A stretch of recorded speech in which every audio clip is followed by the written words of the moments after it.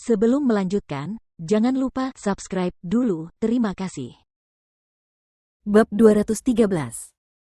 Lu Jingli pun demikian, karena dia mengajukan diri untuk mengantar mereka. Jiang Muye memandangi semua orang yang tanpa malu-malu memutuskan untuk ikut, lalu mendorong dirinya ke dalam mobil untuk pergi juga. Hasil akhirnya adalah semua orang akhirnya pergi. Ningxi terdiam. Di rumah sakit, mereka melihat beberapa ambulans terparkir di dekat pintu, dan banyak dokter serta perawat sibuk bergegas maju mundur sambil membawa tandu penuh pasien yang terluka parah. Tampaknya telah terjadi kecelakaan lalu lintas besar. Ningxi menutup mata Little Tracer agar dia tidak melihat benda-benda berdarah itu, dan dengan lembut membujuknya, "Sayang, kali ini rumah sakit sedang kacau. Tunggu aku dengan patuh di mobil, oke?" Harta karun kecil yang masih memegangi pinggangnya, yang ditinggalkan, memberikan ekspresi yang menyedihkan. Dia jelas mengantuk dan telah tertidur, dan masih bersikeras tidak ingin tidur. Ningxi membungkuk dan mencium wajah kecilnya. Little Tracer sangat baik, sangat patuh dan baik hati. "Aku akan segera kembali." Ciuman ini membuat Little Tracer merasa lebih baik dan menganggukkan kepalanya. "Kalau begitu aku pergi dulu," kata Ningxi sambil berjalan keluar. "Lu Ting Xiao, aku akan menemanimu." "Jiang Muye, saya ikut."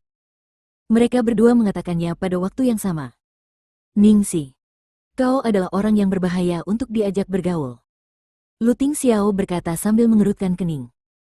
Jiang Muye menggerutu dengan percaya diri. "Aku penasaran untuk melihat siapa yang lebih berbahaya pada akhirnya." Ningxi hanya merasa sakit kepalanya bertambah saat melihat Lu Ting Xiao dan Jiang Muye. Akhirnya tatapannya tertuju pada Lu Jingli. Lu Jingli balas mengerjap polos, bertanya-tanya apa yang diinginkan kakak iparnya. Akhirnya, Ningxi mulai berkata, "Aku tidak tahu bagaimana keadaan di sana. Pasti tidak akan terlalu merepotkan kalau kalian berdua tidak menemaniku. Lu Ting Xiao, kau tetaplah bersama Little Tracer." Mata Lu Ting Xiao sedikit menyipit. "Kamu, Jiang Muye, bikin aku pusing. Kamu nggak tahu kalau muka kamu bisa bikin masalah? Datang ke rumah sakit malam-malam.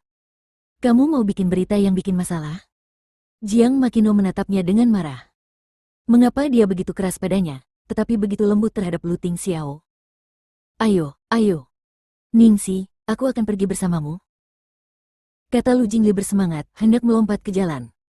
Dia cukup senang. Ini benar-benar seperti situasi ketika dua anjing berkelahi, yang ketiga mendapat tulang. Ruang gawat darurat rumah sakit. Bagian dalam rumah sakit itu penuh sesak. Butuh waktu lama sebelum Ningxi akhirnya menemukan dokter yang memanggilnya. "Halo, namaku Ningxi. Kamu bilang di mana temanku?" "Anda Ningxi. Dia baru saja selesai operasi dan berada di lantai 12 bangsal 307. Kalau Anda bisa mengenali jasadnya, dia tidak punya bukti identitas apapun." "Ya, terima kasih." Jadi Ningxi dan Lu Jingli bergegas naik ke atas. Liftnya penuh sesak sehingga mereka harus menaiki 12 anak tangga. Sungguh menyebalkan. Ningxi lelah, tetapi Lu Jingli masih sangat bersemangat seperti anak kecil. Dia akhirnya mengerti mengapa Lu Jingli bisa begitu sukses dalam bisnis hiburan. Hasratnya untuk bergosip benar-benar tak ada duanya.